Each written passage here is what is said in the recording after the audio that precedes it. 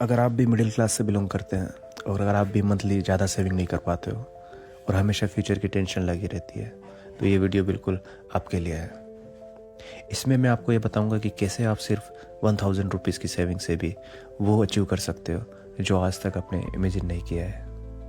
अगर आपके पास सिर्फ 1000 रुपीज़ है तो क्या आप इन्वेस्टमेंट स्टार्ट कर सकते हो? जी हाँ, आप बिल्कुल कर सकते हो। ज़्यादातर लोग इन्वेस्टमेंट इसलिए स्टार्ट नहीं करते हैं क्योंकि उन्हें लगता है कि पैसा कम है या प्रोसेस बहुत कॉम्प्लिकेटेड है, लेकिन सच ये नहीं है। इन्वेस्टमेंट स्मॉल अमाउंट से ही स्टार्ट होता है। यहाँ पर मैं SIP की बात करने वाला हूँ। आपने ये वर्ड कई बार सुना होगा। चलिए इसे समझते हैं कि इसके थ्रू आप कैसे वेल्थ बना सकते हैं। SIP का मतलब होता है सिस्टमेटिक इन्वेस्टमेंट प्लान। इसमें आप हर मंथ एक फिक्स अमाउंट इन्वेस्ट कर सकते हो, जैसे 1000 रुपीज़ हर मंथ बिना टेंशन के। चलिए समझते हैं SIP करनी कहाँ होती है।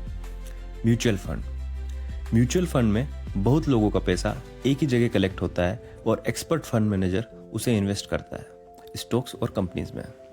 इसलिए बिगिनर्स के लिए म्यूचुअल फंड बेस्ट ऑप्शन होता है। चलिए एक एग्जांपल लेते हैं। अगर आप 1000 हर महीना इन्वेस्ट करते हो और एवरेज रिटर्न 12% होता है तो 5 साल में आपका पैसा लगभग 80,000 हो सकता है और 10 साल में ये और भी ज़्यादा ग्रो कर सकता है। अब यहाँ हम 1000 रुपीज़ की बात क्यों कर रहे हैं? आप कैसे डिसाइड करेंगे कि आपको कितना इन्वेस्ट करना है?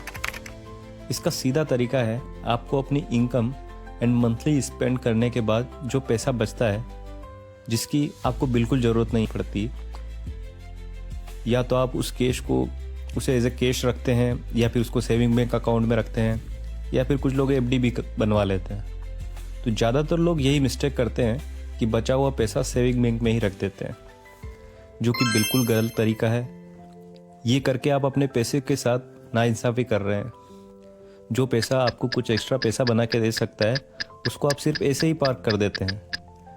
अब आप में से कुछ लोग ये बोलेंगे कि बैंक तो हमको सेविंग अकाउंट्स में इंटरेस्ट देती है, लेकिन अगर आपको इन्फ्लेशन, महंगाई का ज़रा भी अंदाज़ा होगा तो आप बिल्कुल सही तरीके से समझ पाएंगे कि यहाँ मैं क्या कहना चाहता हूँ।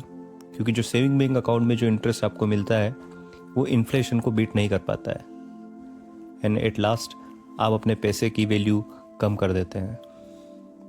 SIP जब आप एक बार स्टार्ट कर देते हैं तो आपको कमिटेड रहना पड़ता है कि जो भी अमाउंट से आपने स्टार्ट किया है उसी अमाउंट से आपको विद डिसिप्लिन इन्वेस्ट करते रहना पड़ता है। SIP एक तरीका है इन्वेस्टमेंट करने का जो कि आप कहीं भी अप्लाई कर सकते हो, जहाँ से आपको एक tentative fix amount of return expected हो over the period of time.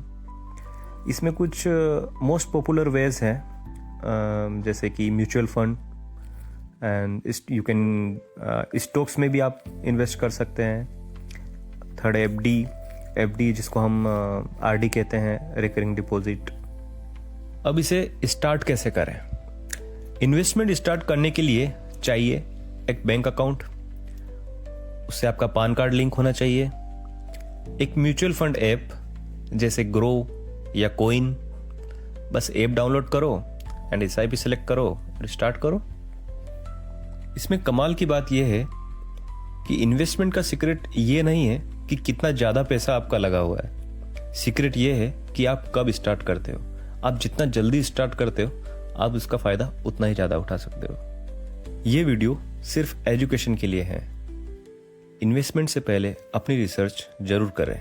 अगर आप फाइनेंस सिंपल लैंग्वेज में सीखना चाहते हैं तो ग्रो मनी इंडिया को सब्सक्राइब करो।